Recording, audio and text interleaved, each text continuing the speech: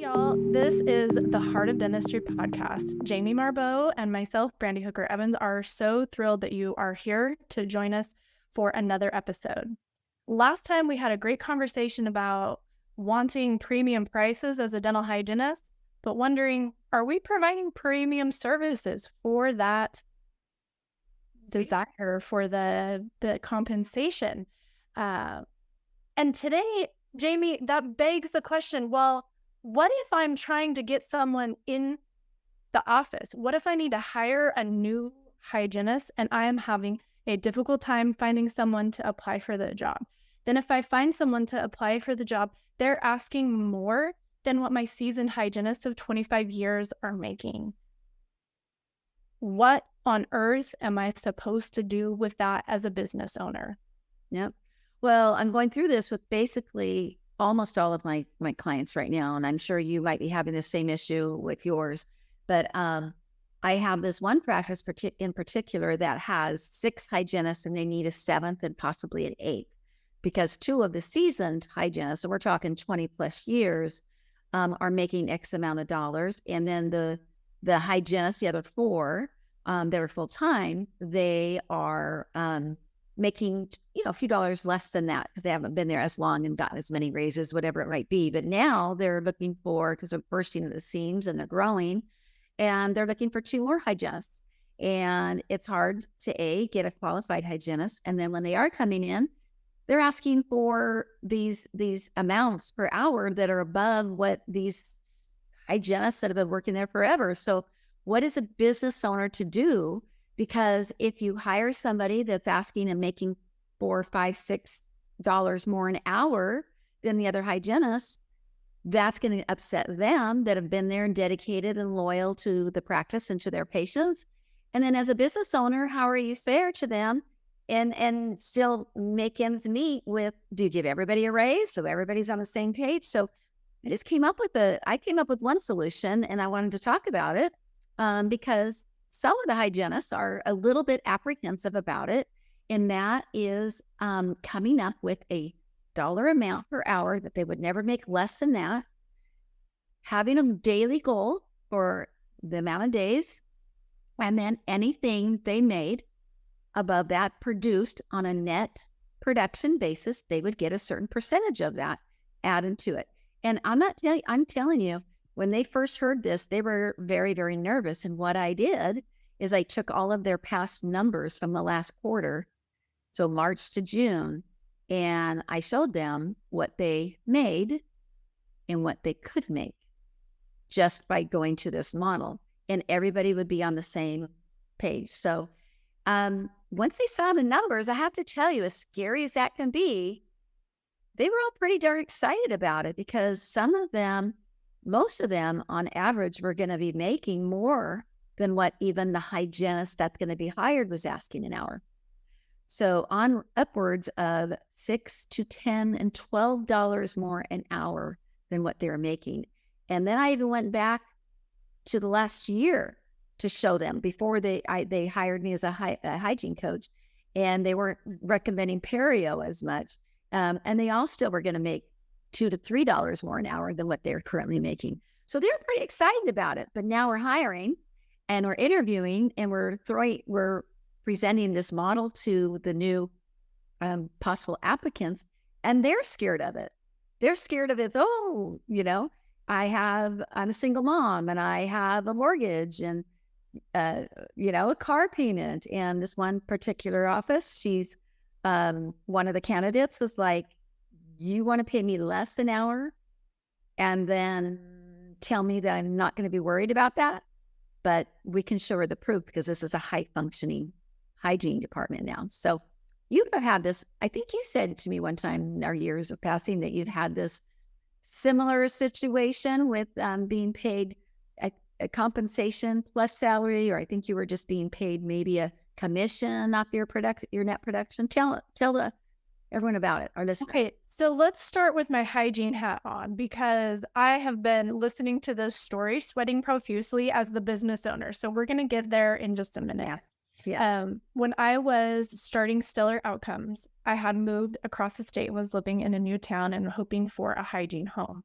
I found an excellent place to be. I was producing at an incredibly high level in very few patients because it turns out people have periodontal disease and need treatment. Go figure. In addition to that, I had just started my coaching business, and the doctor that I was working with him for was hoping for me to coach his team from the inside as a new member of it for free. So I went to the meeting, prepped for if I'm going to be coaching and expected to help the homeostasis of the team, as well as be a high functioning hygienist. The dollar amount was nearly double what the going rate in that area was at the time. And so you can imagine the white, like sweaty look that this doctor had on his face when I presented this to him. And so we had a great negotiation session where he basically said, no, I'm not willing to do that for you. And I said, okay, great. What are you willing to do? And the answer was for me to work as an associate type, owner of my own career, but employee on commission, right? You're going to get paid what you produce. Yep. I was paid on commission, and you just listed all the things I was at that time. I had a house and a car, and I was a single mom, and I had all of those things. But I chose in that moment to act out of abundance instead of scarcity. And I made even more money than I was asking for. But not only did I make more money for myself, my patients were healthier, and the dentist made more money from having me be there. So it was not that I was this prima donna hygienist that made all this money.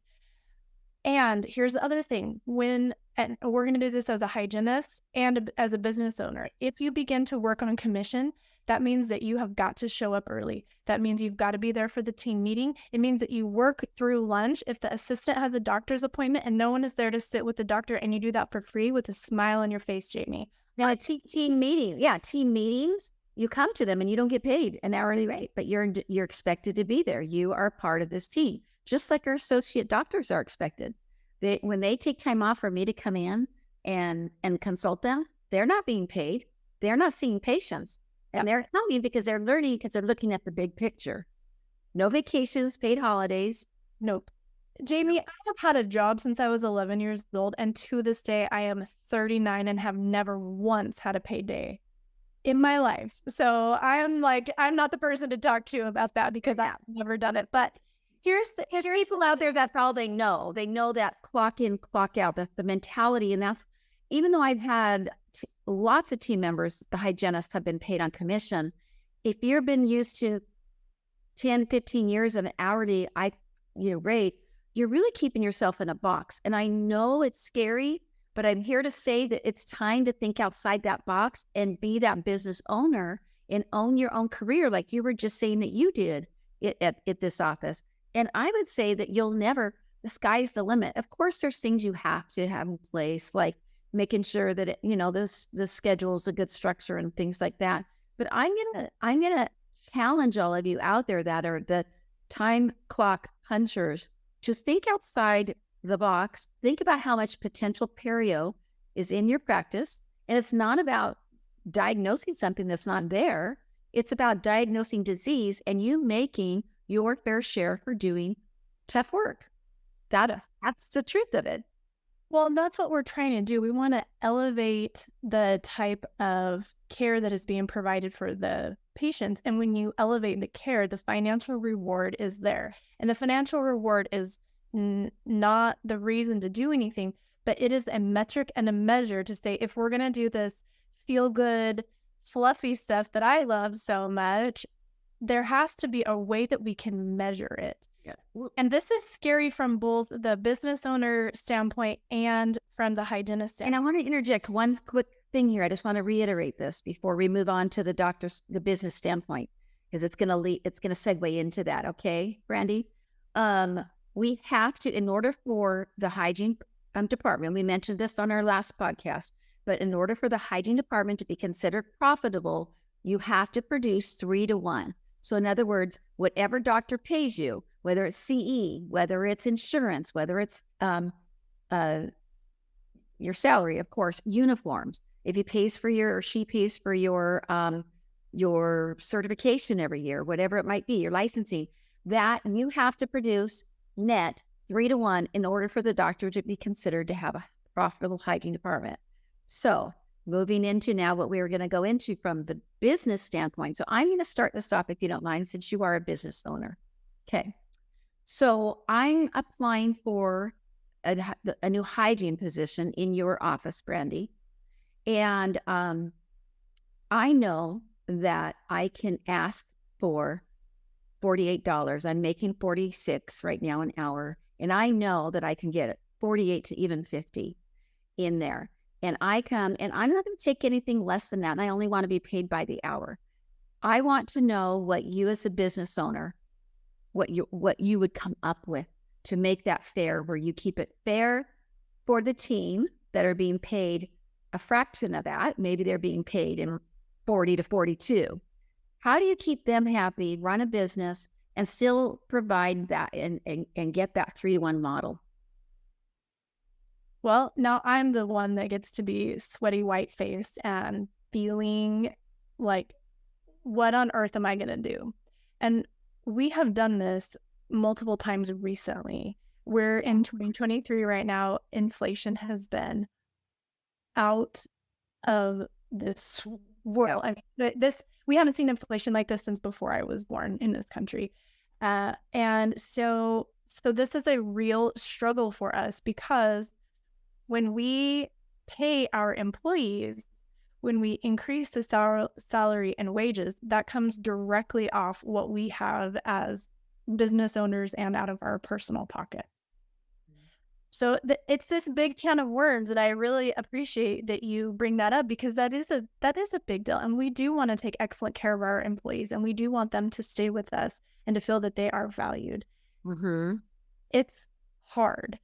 So my recommendation at this juncture is, if you're having a hard time finding someone to hire, and there's these wage discrepancies between who's been there, who hasn't been there, and the new person that's coming in and asking for more, I believe that is your chance as a business owner to sit down and really reevaluate. And then potentially, like in your case, you came up with an hourly plus commission range.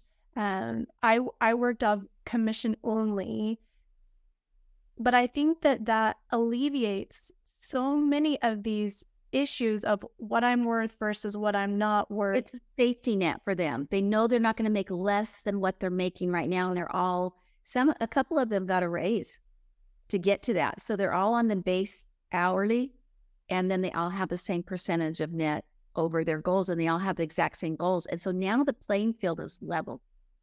Yeah. And I mean, I would even push it further to be super careful with that base wage and consider maybe just commission.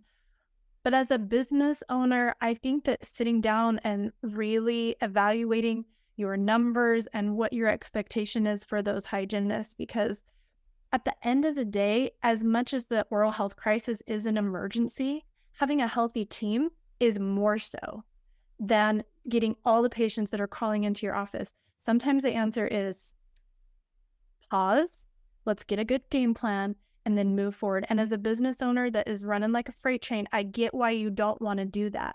But my friends, I am here to say that if we don't stop and reevaluate, the unrest and the talking, and you would think that people don't talk behind your back.